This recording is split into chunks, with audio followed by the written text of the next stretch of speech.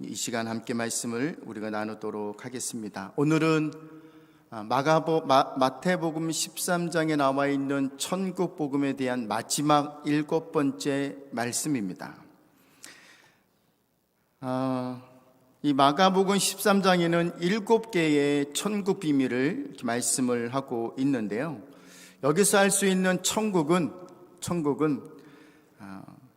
저 멀리 있거나 또는 어떤 환상적인 세계거나 우리가 죽어서 가는 그런 하나님의 나라로 말씀하고 있는 것이 아니라, 우리가 현장에서 농사짓고 장사하고 고기 잡는 우리의 실제적인 삶의 현장에서 이루어지고 있는 하나님의 나라 천국을 말씀하고 있습니다.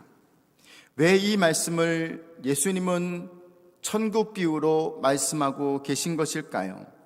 우리가 그동안 전통적으로 들어왔던 천국은 우리가 죽어서 하나님 나라의 영원한 나라에 들어간다고 하는 그 말씀을 우리가 받았었거든요.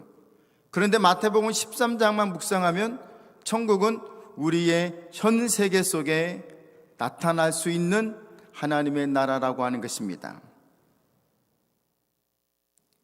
어떤 분들은 이해하지 못할 것입니다.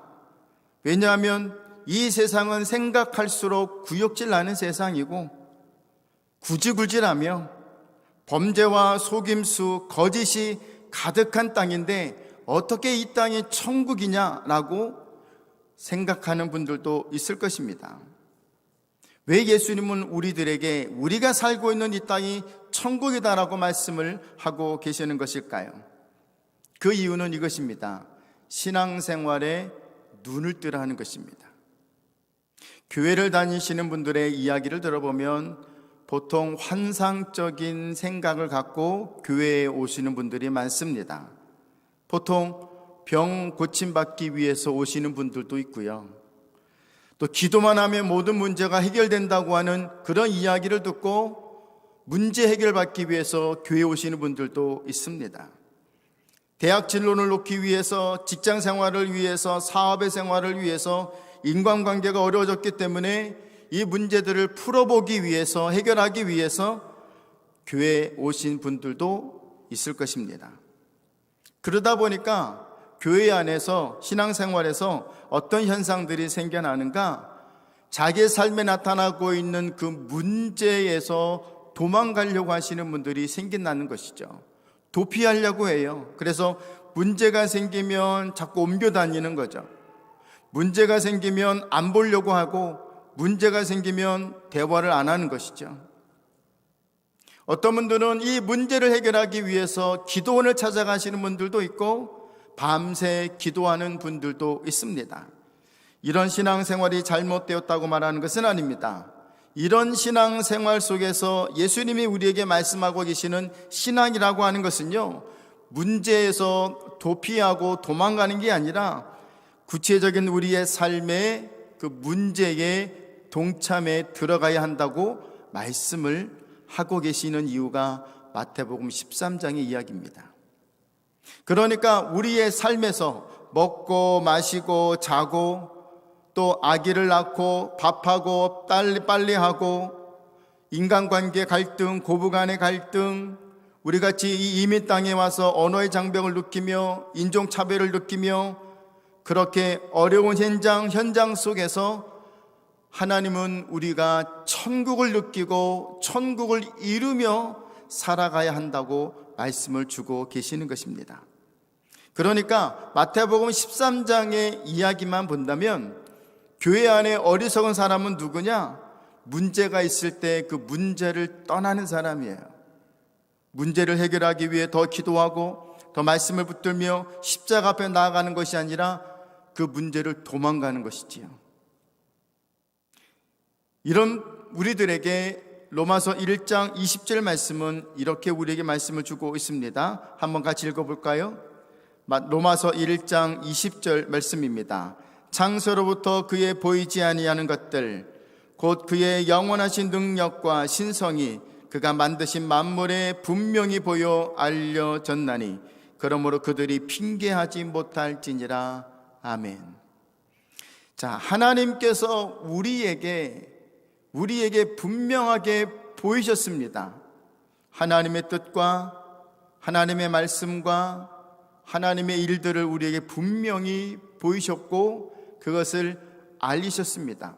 그러니까 우리가 그 문제에서 도망가고 하나님이 느껴지지 않은데, 기도가 응답되어지는 것 같지 않은데, 하나님이 살아계시나? 진짜 있나? 그렇게 의심하지 않도록 하나님은 우리에게 분명히 보여주신 게 있다라는 거예요. 다만 우리가 무지하고 예민하지 못해서 그것을 알지 못하는 거죠. 그것을 깨닫지 못한 것이죠. 그래서 나중에 하나님 앞에 가서 핑계하지 못한다. 몰랐는데요? 누가 나에게 얘기하지 않았는데요? 그런 것도 있었나요? 핑계할 수 없다라고 하는 것입니다.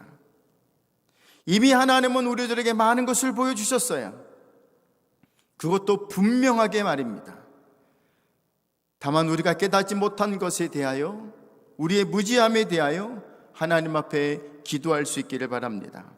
그런 의미에서 오늘 우리의 말씀은 실제적인 천국에 대한 말씀을 주고 계시는 것을 볼 수가 있습니다. 자, 왜 예수님은 천국을 말씀하시면서 고기 잡는 그물과 같다라고 말씀하셨을까요? 이 비유에서 우리는 하나님이 매우 적극적이시다라고 하는 것을 볼 수가 있습니다. 하나님은 적극적으로 하나님의 백성을 찾으세요. 그 찾으시는 도구를 그물로 사용하셨다라는 것입니다. 자, 그물 안에 들어간 고기들은 어부가 원하는 고기만 있는 것은 아닙니다. 그러니까 이 말은 뭐냐면 하나님께서 택하신 백성이라고 해서 다 충성되고 다 열심히 있고 다 성령이 충만한 사람들이 아니라는 거예요. 거기에는 의심하는 사람도 있고 도망가려는 사람도 있고 사랑하라고 했는데 사랑하지 않는 사람도 있고 용서하라고 그랬는데 아직도 용서하지 않은 사람들이 있는 것입니다. 하나님에 대해 여전히 의심하고 갈등하고 있다고 해서 그 자체가 하나님의 선택받았다고 하는 증거일 수도 있습니다. 우리는 알아야 합니다. 하나님이 이 땅에 하나님의 그물을 던지셨다는 사실이죠. 그럼 이 그물을 통해서 우리에게 말씀하시려고 하는 것은 무엇일까요? 자, 일단 그물에 걸려둔 고기는요, 어부의 손 안에 있습니다. 어부는 고기를 잡기 위해서 계속 끌어당길 것입니다. 그러면 그물 안에 있는 고기들은 더 이상 자유롭게 자기들 마음대로 헤엄칠 수 없는 상황까지 되겠지요. 그물 안에 있는 고기들은 발버둥을 치겠지만 결국 어부의 손에 잡히게 됩니다. 이것이 의미하는 바가 있습니다. 그것은 우리가 아무리 발버둥 쳐도요, 이리저리 머리 굴리며 살아가면서 자기가 원하는 대로 쟁취하고 갈취하고 목적을 이루는 것 같지만 결국엔 아니다라는 것입니다. 결국 우리는 한 곳에 서 있을 수밖에 없게 됩니다. 성경은 이 부분에 대해서 히브리서 9장 27절 말씀하고 있는데 같이 한번 읽겠습니다. 한 번 죽은 것은 사람에게 정해진 것이요 그 후에는 뭐가 있습니까? 심판이 있다라고 했습니다. 어부가 또 하나님이 그물을 당기면 우리의 인생은 조여집니다. 조여져요. 어부가 그물을 당기면 물속에 있었던 고기들이 서서히 자기들의 모습을 드러냅니다. 그러니까 하나님이 우리 인생을 조여오시면 우리들은 진짜 모습을 나타낼 수밖에 없다라는 것입니다. 이것이 의미하는 바는 하나님이 우리 인생의 역사를 당기고 계시다. 이것은 곧 역사의 종말이 다가오고 있다라는 것입니다. 물고기가 모습을 드러냈듯 우리들의 진짜 모습은 서서히 드러나게 될 것입니다. 이것이 의미하는 바는 앞으로 선과 악이 드러날 것이고 깨끗함과 더러움이 드러날 것이며 추함과 아름다움이, 빛된 것과 어두움이 구별되기 시작한다는 것입니다. 이것이 하나님께서 그물을 당기신다고 하는 이유이고 목적인 것입니다. 어쩌면 우리가 현세 속에서 경험하고 있는 이 코로나는 어쩌면 하나님이 그물을 던져서 당기시는 한 부분일지도 모르겠습니다. 코로나라고 하는 바이러스만 보지 않았으면 좋겠어요. 이것이 세상을 어떻게 흐름을 바꾸어 놓았는지를 좀 보십시오. 우리의 신앙생활을 어떻게 바꾸어 놓았는지를 한번 묵상해 보십시오. 이제는 교회에 대면 예배에 나오라고 강권할 수 없습니다. 이제는 우리 교회에 나오라고 전도하기 어려운 시대가 되었습니다. 교회 안에서 서로 교제하면서 가깝게 친근하게 다가가지 못하게 되었습니다. 그러게 되면 법으로 교회의 문을 닫을 수 있는 명분이 되기 때문입니다. 분명 이런 결정과 이런 풍습과 이런 일들이 우리의 신앙생활에 도움이 되지 못하는 치명적인 생각과 결정을 하게 만들었다고 하는 것은 자명한 일인 것입니다. 그럼 이때 우리가 묵상할 것은 무엇일까요? 하나님의 심판입니다. 어부가 그물을 끝까지 당겨 올리면 어떻게 될까요? 성경은 뭐라고 말씀하고 있습니까? 48절 함께 읽겠습니다. 48절, 그물에 가득함에 물가로 끌어내고 앉아서 좋은 것은 그릇에 담고 못된 것은 내버리느니라. 이것이 무엇이에요? 심판입니다. 49절 45절은 뭐라고 말씀하고 있습니까? 세상 끝에도 이러하리라. 천사들이 와서 의인 중에서 악인을 갈라내요. 의인 중에서 악인을 갈라낸다. 그러면 악인도 의인 속에 포함되어 살아가고 있다고 하는 것이죠. 섞여 있다고 하는 것이죠. 50절 말씀 뭐라고 되어 있습니까? 풀무불에 던져 넣으리니 거기서 울며 이를 갈리라. 이게 심판입니다. 이 말씀을 대할 때마다 두렵습니다. 여러분이 이 말씀을 듣기를 좋아하든 싫어하든 거부하든 부담스러워하든 상관없이 심판은 사실입니다. 지금은 다 섞여 살기 때문에 누가 선한지 누가 악한지 누가 좋은 사람인지 누가 나쁜 사람인지 가려낼 수는 없습니다. 자기에게 웃어주고 또 음식을 사주고 좋은 것을 챙겨주면 좋은 사람이라고 말할지는 모르겠습니다. 지금은 다 의인처럼 행하고 의인처럼 말하고 믿음 있는 사람처럼 그렇게 살아갑니다. 하지만 몰라요. 역사의 끝이 오면 하나님께서 뿌리신 그물이 끝까지 당겨 올라가면 우리의 모습들은 실제적으로 드러날 것이며 하나님의 심판은 시작될 것입니다. 이 사실을 알고 믿는 성도들은 거짓말을 할 수가 없어요. 미워하고 증오하고 판단하고 비판하며 손가락질하며 살 수는 없습니다. 왜요?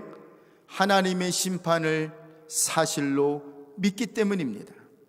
우리의 모든 행위와 말이 하나님이 다 기록하고 있다는 사실을 믿을 수 있기를 주님의 이름으로 축원합니다.